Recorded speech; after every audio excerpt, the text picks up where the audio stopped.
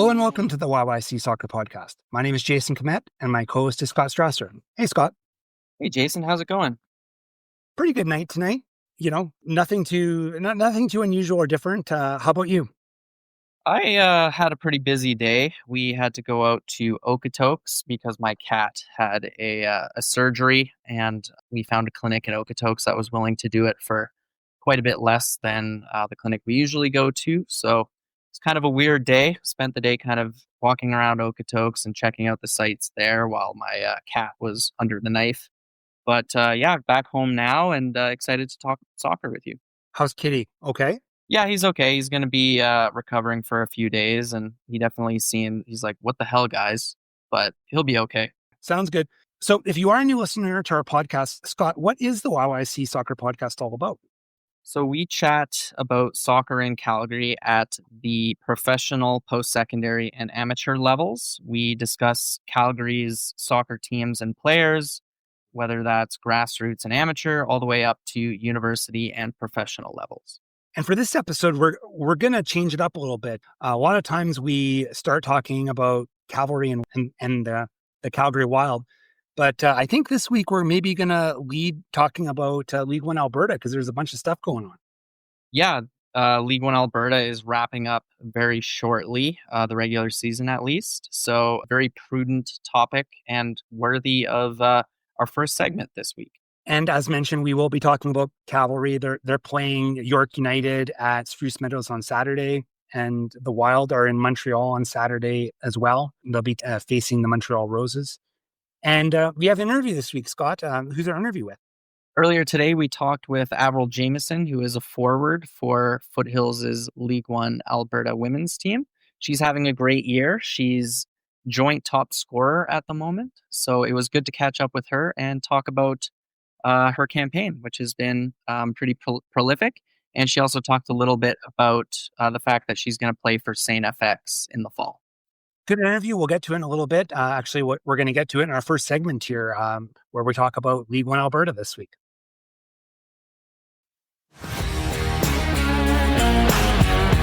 Hi, I'm Avril Jamieson, and you're listening to the YYC Soccer Podcast. So, Jason, Blizzard beat Cavalry U21 on Tuesday, 1-0, thanks to a goal from James Greco-Taylor. Keeps Blizzard unbeaten this season, remarkably, and it really sets them up to most likely finish in first place. So they have a narrow 1-point lead at the moment over Edmonton BTB. Blizzard have 29 points compared to Edmonton BTB's 28 points. However, Blizzard do have 2 games in hand. So really all they need to do is win one of their last 3 games to clinch first place. And considering how strong they've been, you know, they are the only unbeaten team in League One this season. This seems pretty likely. However, if they do stumble hard in these last 3 games, BTB is most likely the team that would be able to leapfrog them. Foothills, I think mathematically still has a chance, but they'd have to win both of their last 2 games and hope that Blizzard don't pick up more than 1 or 2 points in their last 3 games. Yeah, so that game up in Edmonton is key for sure for Blizzard. So, and on the women's side, Foothills does have a chance of winning the title at Macron on Friday evening. Yeah, Foothills will be taking on St. Albert, and Blizzard loses and Foothills win, then the title will be Foothills. But Blizzard is taking on BTB up in Edmonton. Yeah. So in order to keep in the race, they have to win and Foothills has to lose. But right now, Foothills has their own destiny in their hands right now. Yeah, they've got their pinky on the regular season title for sure. And while we're talking about Foothills, I guess this might be a good time to segue into our interview segment for this week. What do you think, Scott? Sounds good. So we did have a chance to speak with Avril Jamieson. She's a forward with Foothills, and she's had a really solid season this year. She's got 8 goals. She's tied for the lead in the Golden Boot race. And once her summer season's over, she's joining St. FX out east. Yeah, that's a pretty common pipeline we've seen. We've heard, I think, Lee Tucker talk in the past about the former connections with St. FX's coaching staff and Calgary Foothills. So another player making the way over to Antigonish. Best of luck to her. And yeah, let's run that interview with Avril Jamieson now. I'd like to welcome Avril Jamieson to the podcast. Avril is a forward with Calgary Foothills in League One Alberta, and she's off to school. She's going to St. FX this fall. Welcome to the podcast, Avril. Thank you. I think for our first question, why don't we just get a little bit of a background of your playing career, clubs you played for growing up and sort of just how you got to where you are today. Yeah, so I started playing soccer at 3 years old with MUSC. And then around 12 is when I started to really take it serious and I wanted to follow a more clear pathway. So that's when I moved over to Foothills, and that's where I am now. So we know that you do play up front, we're assuming, based on your goals total. Can you talk about like what your preferred position is, or even like what tactics you like to play under? So I definitely like to play striker the most, and I'd say my preferred tactics would be using my speed. That's definitely a big advantage for me, and it always has been, and I really like to use that to my advantage. You've been having a really solid League One season here. I believe it's 8 goals, I think. Is that right? Yeah. You're tied for the lead in the Golden Boot race right now. So how does it feel to be on the top of that list? It's definitely nothing I'm not used to. I've been top scorer a few times in the past, and for me, it's more about consistency than being the top scorer. It's just proving that I can put the ball in the back of the net, and I'll continue to do so. And does that motivate you, like winning the title? Is that something that's kind of a motivating factor for you? It's less about the title, I'd say, and more my responsibility as a striker and to my teammates to just get the job done. So when I look at the leaders, you're tied with Isabella Chance. Now, both of you are the same age. So I'm guessing that over the years, you've played each other many times in various APDL and everything like that. So now you're both playing with players that are older than you, quite a bit old. You're some of the youngest players. How does it feel knowing like the two of you are duking it out for the scoring championship playing against a bunch of older players? I think it's great to see kind of that next generation seeing success in the women's side and finally catching up in a sense. And just it shows that we are really moving towards like a really great generation of soccer players and the future is bright, especially with the league in Canada now. It just shows we have a lot of talent right here in Alberta. Avril, I wanted to ask you about St. FX. Jason did mention that when he did your intro. How did that opportunity come up? We have seen a decent amount of players from Calgary go over there over the years, especially from Foothills. Can you talk maybe a little bit about how that pipeline has developed? I would say that I got in touch with Graham through Alan, a soccer coach at Edge School. And he was like one of the first coaches I ever talked to or anything like that. And I was just really interested in the program. I thought the campus was beautiful when I went out on my visit. The program is amazing. The coaches are great. The people are great. And I just thought that's exactly where I wanted to be. Like with the League One team right now, what are your sort of expectations for yourself in regards to sort of what you're expecting your contribution to the team is and sort of your performance? Yeah, I'd say my expectations for myself is I owe it to my teammates to put the ball in the back of the net. It's my role as a striker. But I would definitely also say that I like taking the season to just look at the more experienced players on my team and take some things from them. It's been a great learning experience throughout the entire season. I've taken a lot of things from all the more experienced players, and it's definitely improved my game a ton. As opposed to last year in League One, I've seen a lot of growth in my own strength, and I can compete there physically as well. So I'd say now it's just about experience and getting my tactics down. So we are coming toward the end of the League One season. Foothills is top of the table at the moment. How does that feel? And how do you approach Friday's game, knowing that a win coupled with a Blizzard loss would give Foothills first place? Yeah, I think we should definitely work on controlling what we can control and understanding job's not finished. We need to get it done on Friday, and we need to come out with 3 points for sure. But I think our entire team is really motivated and wants to get that win. Looking ahead, we know you're off to St. FX here in the fall. What are your overall like goals and aspirations for your soccer career in general? Yeah, I'd say that I definitely have aspirations to go as far as I possibly can, whether that's pro. That's definitely always been a dream of mine. I always wanted to play university soccer for sure, but seeing myself take that next step, I just want to keep pushing it as far as I can and keep achieving more and more. That's pretty much it on our list, Avril, but we always like to give our interview guest the opportunity to say any kind of like if they have any shout outs they want to give. This is kind of your time to give kudos or to mention anything or anybody you'd like. The floor is yours. I would just like to give a shout out to my '07 team. Honestly, I was with like a very like the same group for many years. We had many wins along that time, and it was just a great group. And it just really showed like to achieve those wins and get those results, you have to be a tight knit group on and off the field. And I'm hoping to carry that with me in League One. Even we're a tight knit group once again, and in university. This is Izzy Monk, and welcome to YYC Soccer Podcast.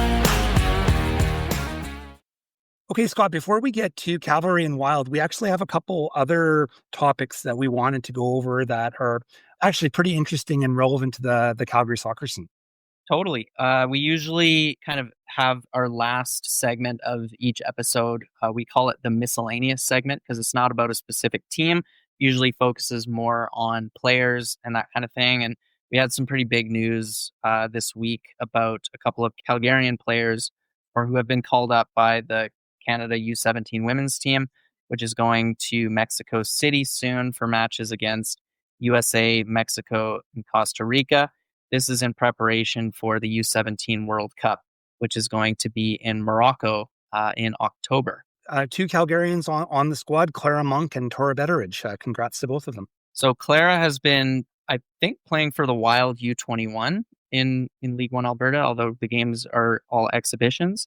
And then Tora, according to Google, is with Vancouver Whitecaps. She moved out to Vancouver, I think, last year. So yeah, both these players, like Clara Monk, like she's had quite the summer, sitting on the bench and even making an appearance for the Wild and then playing in League One Alberta and now going to Mexico City to play these matches and in contention for a roster spot for the U17 World Cup. Absolutely. And at that World Cup, Canada is in a group with France, Nigeria, and Samoa. So these upcoming matches in Mexico, the first one will be against the United States on Friday, July 26th. That one has a 9 p.m. Mountain Time kickoff.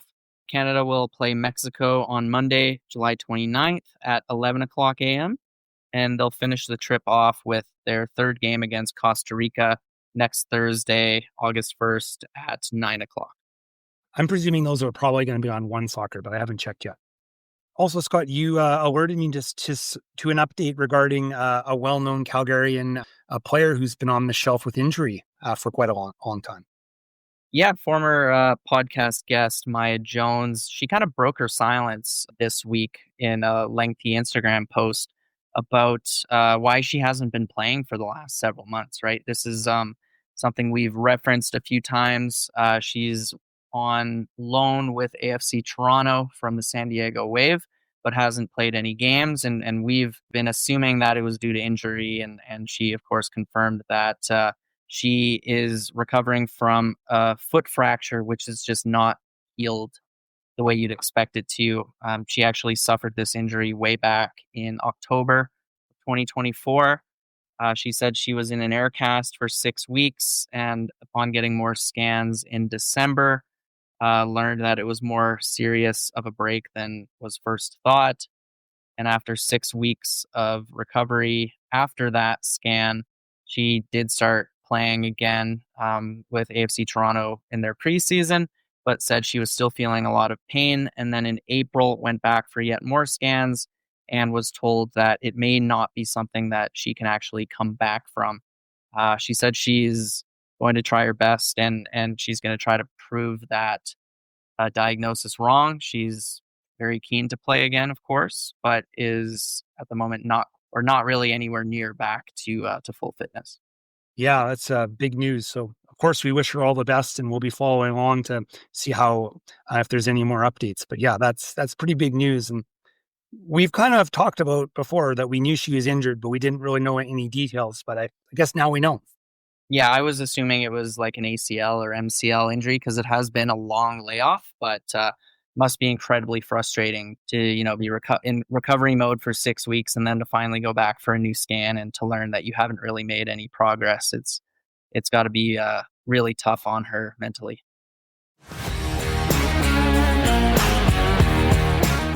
Hi, this is Carly Johnson, and this is the YYC Soccer Podcast.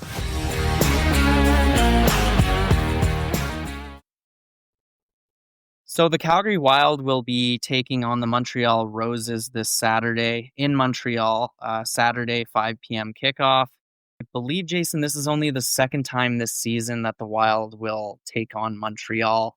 The first time they played was that 1-0 win for Calgary at McMahon Stadium back in May when Janaea Robertson scored that dramatic late winner to win it 1-0.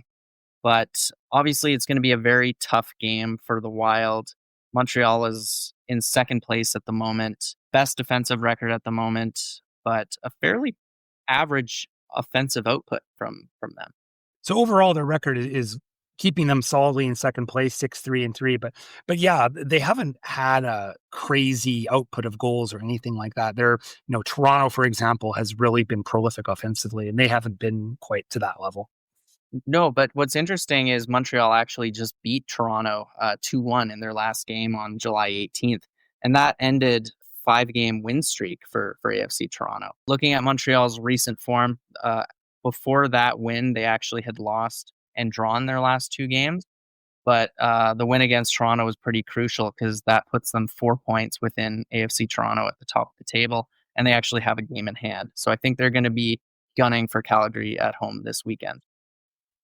Last week after the Wild match, manager Lydia Bedford mentioned that a couple more players are going to be joining the club this week. And we found out who they are. A couple of offensive players by the looks of things. Yeah, just today the club announced that they have signed Catherine Harvey and Jorian Baucom to the roster. Harvey is a Canadian from the Vancouver area, whereas Baucom is an American from Arizona. Don't know anything about these two players, if I'm being honest, Jason, but they are both attacking players, which, as we've talked about a lot in recent episodes, is an area of weakness and lack of depth for the Wild. So hopefully these two will be able to help put the ball in the back of the net for the team. For sure. A couple of things I wanted to note about them. In my very brief bits of research, I noticed Catherine Harvey, in a lot of ways, has a very similar CV compared to, say, Christy Gray or Danielle Steer. She's 28 years old. She's had some stops in Europe and also in Australia where she scored goals. In between 2022 and 2024, she played for a Danish team and she scored 23 goals in 45 appearances. So that's a nice ratio there. So her last club was Melbourne in A-League in Australia.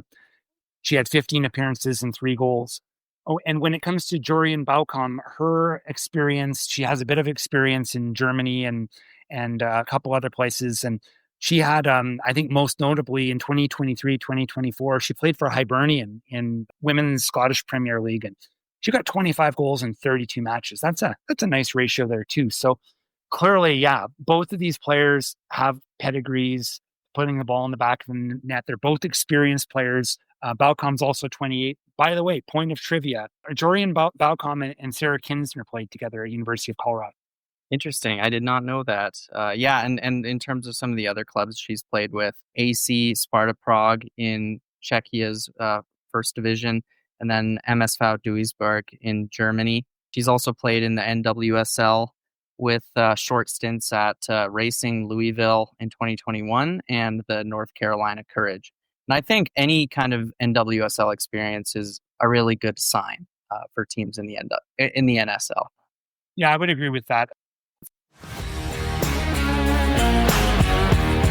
Hi guys, my name is Tove Kunle and you're listening to the YYC Soccer Podcast.